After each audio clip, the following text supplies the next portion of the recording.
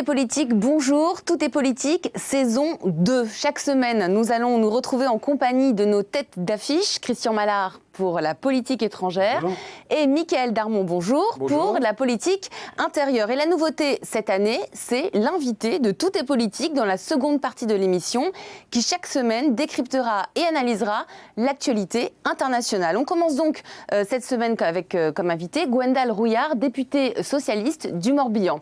Tout est politique, première partie, Mickaël Darmon, Manuel Valls qui transforme le Parti socialiste à marche forcée. C'est la révolution copernicienne au Parti socialiste, c'est-à-dire que tout à coup, on découvre que c'est le libéralisme qui est au centre de l'univers, Mickaël Darmon. Oui, effectivement, et puis surtout, c'est le temps qui passe. Il n'y a plus que 2 ans pour essayer de faire ce qu'un certain Gerhard Schröder en son temps a fait en 10 ans. Donc, au fond, c'est tout simplement la réforme au Karcher. Il n'y a plus de tabou. Vous savez, après ce remaniement surprise... Il a tranché dans le vif, là. Absolument. Eh bien, c'est Manuel Valls qui a réuni son équipe et qui, en quelques mots, a dit, voilà, le quinquennat commence maintenant. À partir de ce moment, plus de tabou. Donc, libéralisation du travail du dimanche, les seuils sociaux, la loi du flot totalement détricoté. Là, maintenant, les propos, on l'a vu, de François Rebsamen sur le contrôle des chômeurs qu'il faut renforcer un peu comme Tony Blair. Les couacs permanents. L'augmentation de la TVA. Ce ne sont pas des couacs. L'augmentation de la TVA, très certainement. Et surtout un budget sur une base de chiffres que l'on qualifie tout simplement comme effrayant. Mais le moteur de la France est cassé, pas à l'arrêt. Il est cassé. Et donc, du coup, il va falloir vraiment mettre un grand coup. Est-ce que François Hollande et Emmanuel Valls, du même coup, ne vont pas payer le prix du mécontentement, de la colère des militants? Déjà. Attendez, des militants socialistes. Les militants socialistes, aujourd'hui, ils disent président, social-démocrate, un social-libéral et tout. Ils sont en train de se médéphiser, ils se disent, les militants socialistes. Ils se médéphisent, ils sont à la solde des patrons. Moi, c'est ce que j'entends. Vous savez ce qu'ils se disent? Moi, ce que j'entends aussi du côté de Manuel Valls et de François Hollande, ils se disent tout simplement, Marine Le Pen est installée dans le paysage politique. La question de savoir, c'est quel parti de gouvernement sera face à elle? C'est ça l'analyse. Celui qui sera face à elle ou celle qui sera gagnant. Ça veut dire que justement, il y a une considération maintenant au sommet du pouvoir où on se dit perdu pour perdu, on y va, on casse tout, on casse toute la gauche, on casse tous les dogmes, on casse tout, on déverrouille tout, on lève tous les tabous parce qu'il n'y a plus de choix. Vous êtes en train de dire que François Hollande et Emmanuel Valls se disent faut pousser Marine Le Pen, il vaut mieux l'avoir comme candidate face à nous. Mickaël dit qu'il la considère. Elle est installée. Il la considère. Nicolas Sarkozy partage la même analyse d'ailleurs. Mais l'idée, c'est maintenant qui peut faire 25% face à elle.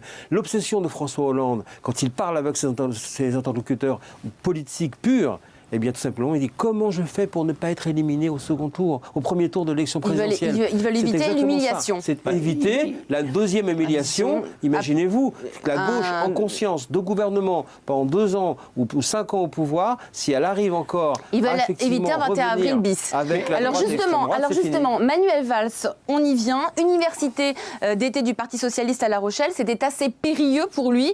Et on peut dire qu'il a mouillé sa chemise. On regarde. Nous ne faisons pas de l'austérité. Quand nous augmentons les bourses pour les étudiants, nous ne faisons pas de l'austérité. Alors, chers amis, ne caricaturons pas nous-mêmes notre action. D'autres s'en chargent et ils sont nombreux. Sachons nous-mêmes expliquer, valoriser ce que nous faisons. Soyons fiers aussi de ce que nous engageons. Mickaël, il y a un virage social-démocrate, un virage social-libéral, mais... Est-ce que François Hollande a-t-il été élu pour être un social-démocrate? Oui. Simplement, on n'a pas entendu pourquoi il a été élu. Quand il a dit le changement, c'est maintenant. Vous voulez dire que les électeurs le changement, c'était sortir Nicolas Sarkozy. Les Français ont compris, c'est le changement de la vie. Pas du tout. Il a également dit, mais les gens entendent ce qu'ils veulent dans une campagne présidentielle. Avait-il un programme social-démocrate? Il avait dit redressement des comptes. Ce sera difficile. Son projet de société, c'est redresser les comptes. D'ailleurs, on se souvient à quel agacement quand il a vu combien de temps prenait le débat sur le mariage pour tous. Lui, c'est la seule chose qui compte, c'est pour lui justement, c'est le redressement des comptes et c'est effectivement faire reculer le chômage. Il sera réélu ou battu sur les résultats. Les électeurs socialistes aujourd'hui se disent qu'il y a eu tromperie sur la marchandise, en gros. C'est ça. D'abord, les électeurs socialistes se disent qu'il y a eu tromperie sur la marchandise parce que les résultats ne sont pas là. Maintenant, ceux qui pensaient que la gauche... Est-ce qu'ils peuvent être encore là, les résultats, des bons résultats, dans les 2 ans et demi à venir, ce qui relancerait, est-ce que c'est possible? Ça ne peut venir que de l'extérieur. Que de l'extérieur, parce que la France entre dans une période de stagflation, comme on dit, et de stagnation économique qui est assez durable d'après les experts. Michael, vous parliez des chiffres tout à l'heure, vous disiez, je reprends vos propos, la France, le moteur est cassé. De quels chiffres étiez-vous en train de parler? Tous les indicateurs économiques, la production, les investissements privés. Alors on dit effectivement que les investisseurs institutionnels aiment bien investir sur la France, et donc c'est pour ça que les taux d'intérêt sont bas. Mais tout simplement parce que c'est un vieux pays solvable et on sait parfaitement qu'on va toujours récupérer son argent. Mais les investisseurs privés, ceux qui font aussi le moteur de l'économie, ils se disent tous entre eux, pas un euro sur la France.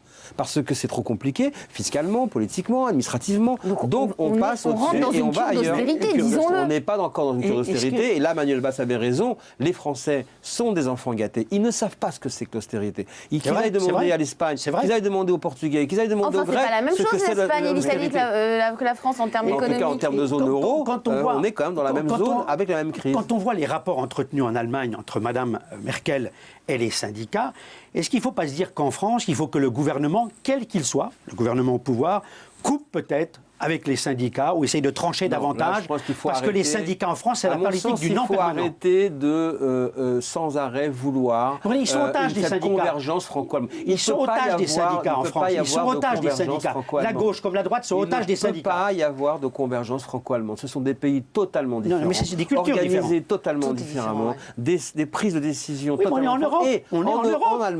En Allemagne, ceux qui dirigent le pays sont les entreprises et les syndicats en régulation permanente avec estampille du pouvoir politique. En France, tout part du pouvoir politique. C'est totalement différent. N'oublions pas qu'on est encore dans une monarchie. On n'est pas sorti de la monarchie. Donc on est très loin de le malaise, le hiatus français, il vient de là. On est à la fin d'un système, on est à la fin du système de la Ve République, et tout le monde n'a pas encore décidé de regarder cette situation en face. Tout est politique. Tout de suite, opération bordure protectrice, le bilan. Après les 51 jours de l'opération bordure protectrice, les dirigeants du Hamas et du djihad islamique sont apparus en public. On regarde tout de suite d'ailleurs le discours enflammé du Hamas qui crie victoire par la voix de son chef du gouvernement.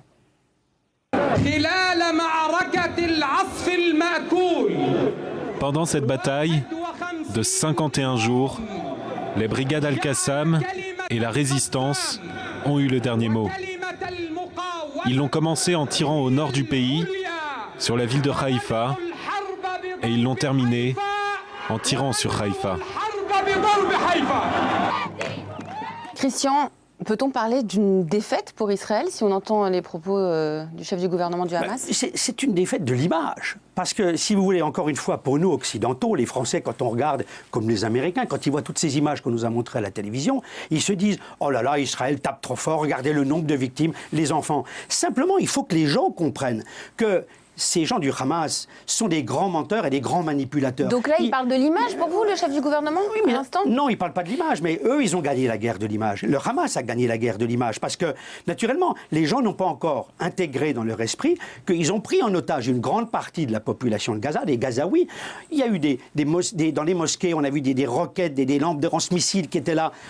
On s'est servi de la population en otage, des enfants. On a montré les victimes qui étaient des enfants. Naturellement, quand on voit ça à la télévision, on se dit les Israéliens sont terribles. Mais sur le fond, moi je vais vous dire, mon sentiment en tant qu'observateur, c'est que le Hamas, pour moi, reste une organisation terroriste. Ce sont peut-être des résistants, mais ce sont des terroristes. Oui, mais en même temps, ils ont gagné la guerre politique, quand même. Pourquoi? Parce que d'abord, il est toujours là, vivant. Il n'a pas été... Le chef du Hamas il n'a pas été dégommé. Or, quand les Israéliens ont voulu taper sur une autorité politique, ils ont bombardé la Moukata en permanence.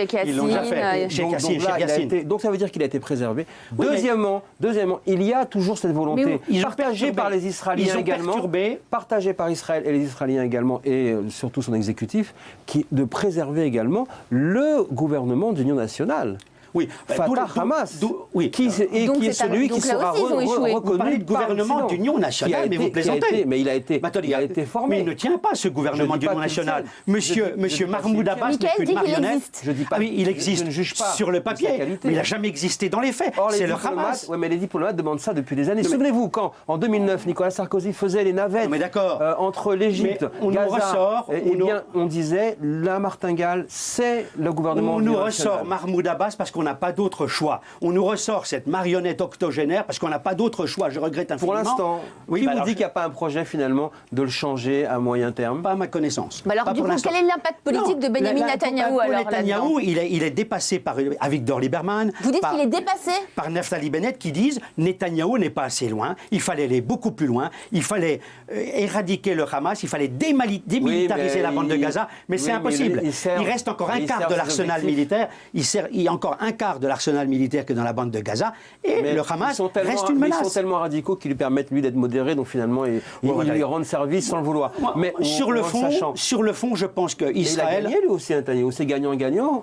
Qu'est-ce qu'il a gagné pour vous? D'abord, il a gagné le fait de retendre la solidarité des communautés juives vis-à-vis d'Israël. Et puis, il a envoyé un message aussi à l'Occident, parce qu'il regarde ce qui se passe. L'État islamique permet également d'envoyer un message et de dire, mais regardez, c'est cette politique-là qu'il faut mener, c'est la mienne. Parce que l'État islamique, c'est la vraie menace. D'ailleurs, même au Front National, on a compris. Mais l'État islamique et le Hamas, c'est la même chose? Ce sont les mêmes familles à différents degrés. C'est la même démarche. Ce sont les mêmes familles à différents degrés. Ce sont des projets politiques qui sont pas si éloignés que ça, en tout cas qui sont cimentés par une forme d'islam radical. Et regardez, ça a même provoqué, je termine là-dessus, excusez-moi, mais ça fait bouger les lignes en France, puisque même au sein du Front National, on considère maintenant qu'il faut considérer, justement, s'aligner sur une forme de politique israélienne, parce que la vraie menace, c'est l'État islamique. Parce que je pense qu'on ne peut pas négocier avec le Hamas, et je répéterai toujours en tant qu'observateur, le Hamas, tant qu'il prônera la destruction d'Israël... négocier avec le Hamas. Et on peut pas. Raison pour laquelle ce sont des terroristes qui prônent en permanence la destruction d'Israël. Mettez-vous à la place des Israéliens, Michael. Je ne suis pas israélien. Je me mets à la place des Israéliens. Est-ce que je peux négocier avec une organisation terroriste qui en permanence dit on veut la destruction d'Israël? Moi, ça me paraît complètement irrationnel. Mais lorsqu'il y a eu les négociations sur la formation de ce gouvernement d'union nationale, l'exécutif israélien était d'accord. Mais le Fatah n'est pas terroriste. M. Mahmoud Abbas n'est pas terroriste. Les dirigeants du Fatah le sont. Donc Mahmoud Abbas n'a aucun poids, c'est ça que vous dites? Mais moi, je pense qu'il n'a jamais eu de poids, de véritable. Mais il y a aussi une branche pragmatique du Hamas qui est acceptée pour pouvoir entrer dans le gouvernement. Il faut que cette branche pragmatique elle sorte du rang, en tout cas pas pour l'instant. Je ne l'ai pas vu en tout cas. En tout cas, elle a perdu, ça c'est clair pour l'instant. Et tout de suite, les images de la semaine.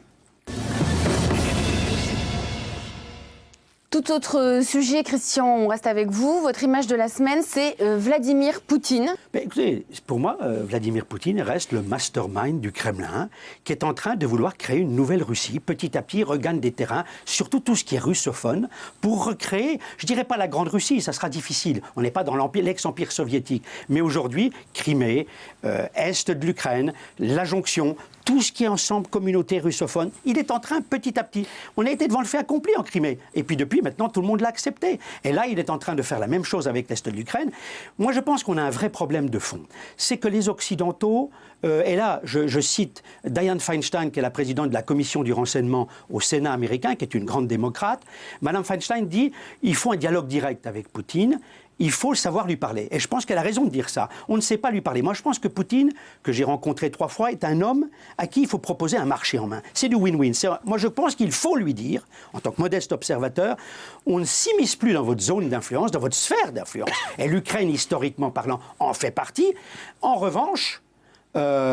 il faut que vous nous aidiez à travailler autrement, que vous soyez avec nous pour traiter le problème du nucléaire iranien, pour traiter le problème syrien. Ça, je pense qu'il est capable de comprendre ce langage-là. Mais je pense qu'on fait beaucoup de provocations avec Poutine en voulant proposer une adhésion à l'OTAN à l'Ukraine. Dont il ne veut pas. Écoutez, mettez-vous à sa place. Faire adhérer l'Ukraine à l'OTAN, on est dans sa sphère d'influence. Il y a une force d'action rapide qui va être créée de 4000 hommes à ses frontières. On fait des manœuvres avec les pays baltes, des manœuvres militaires avec les pays baltes.